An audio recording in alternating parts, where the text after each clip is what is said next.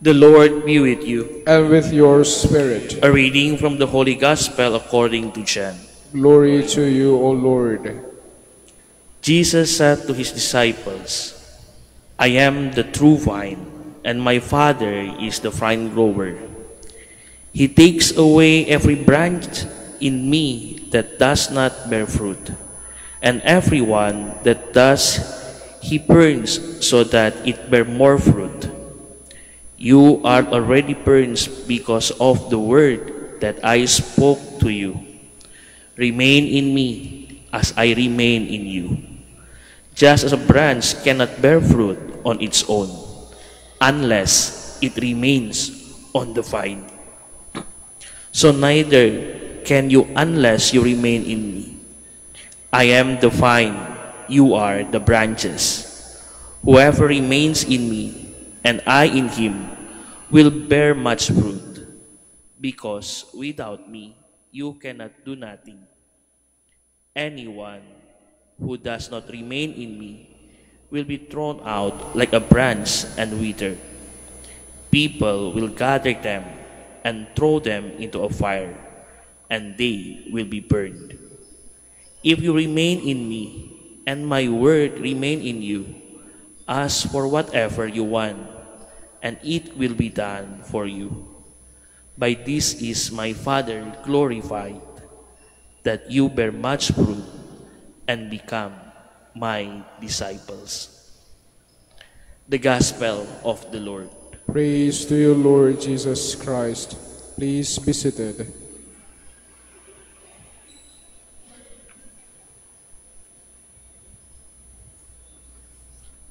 Magandang umaga po sa inyong lahat. And welcome to the Minor Basilica of Our Lady of the Rosary of Manaoag. Ngayon po, holiday, kaya maraming tao kung saan-saan pa nanggaling, kagaya ng pilgrims from Our Lady of Lourdes Parish in Angeles, Pampanga. 300 po sila kasama ang kanilang parish priest, si Father Fernando. And I think all of you too, perhaps come from also from far off places at gumising na maaga para makapunta rito on the first day of May. So welcome. Ang ating paglalakbay o ang ating pananampalataya o pananalig sa Diyos ay maaaring ihambing sa tinatawag nating journeying or pilgrimage. And the best image for that faith is one of movement, paglalakad, or some kind of journey. Ang iba nagsasabi that faith is a matter of head and heart. Kung ano yung alam ko at kung yung anong nararamdaman ko. But there are also others who say that it is a matter of hands and feet. What you do and where you go, your destination. In John's Gospel today that we have heard, we get a little of both worlds. On the one hand, faith is about remaining, abiding, staying still and calm, and in one place, rooted in Jesus Christ. At the same time, we are called to produce fruit, to be active, vibrant, and very much alive. Sabi ng ibang mga theologians, faith should be seen as a verb, an action word, and not a noun, because faith is always about the sacred journey along life's varied pathways. Tayo pong lahat ay may kanya-kanyang landas na tinatahak. Kuminsan nagkakapareho, pero kadalasan iba-iba.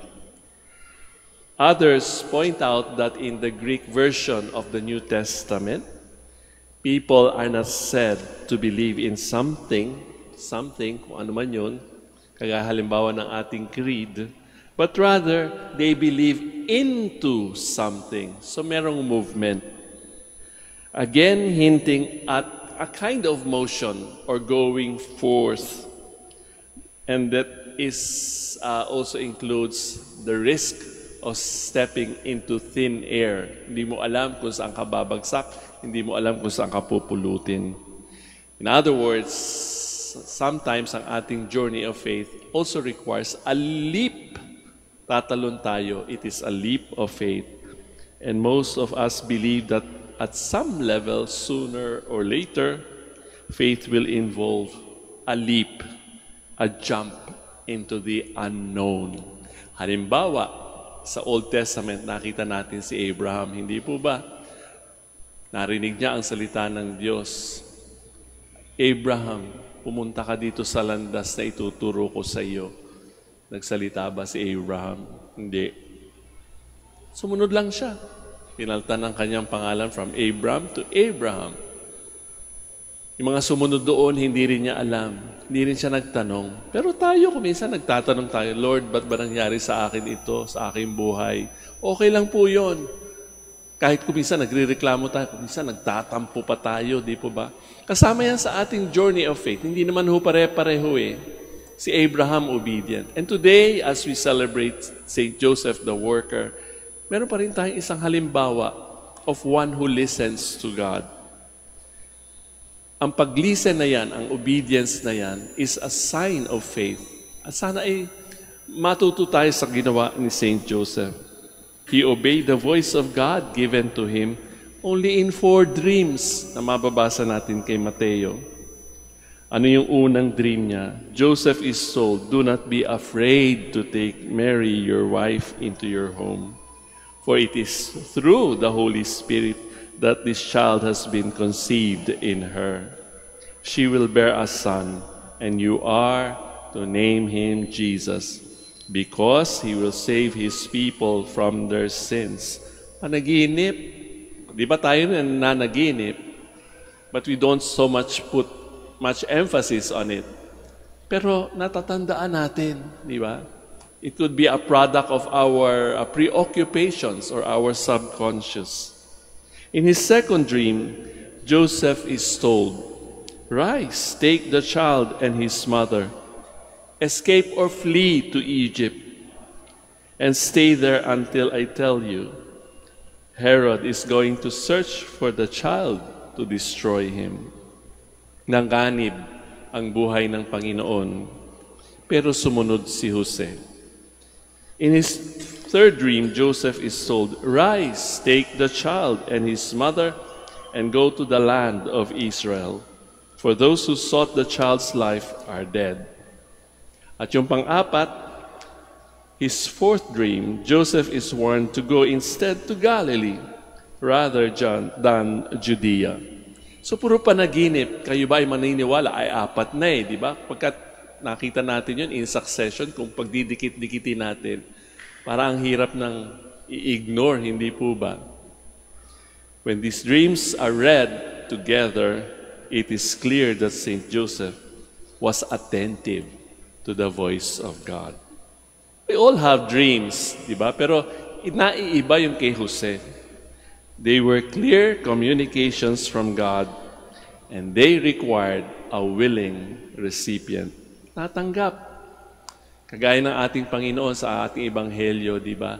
Without me, you can do nothing. Pero kapag ka pinakinggan nyo ang aking mga salita, marami kayong magagawa, and you can ask for anything, and it will be given to you, because that is what His Father wants for us. That is to glorify Him. So merong reward. There is something for us to look forward to kapag tayo ay nanatili at nanahan ang Diyos sa atin. At tayo nanahan din sa kanila.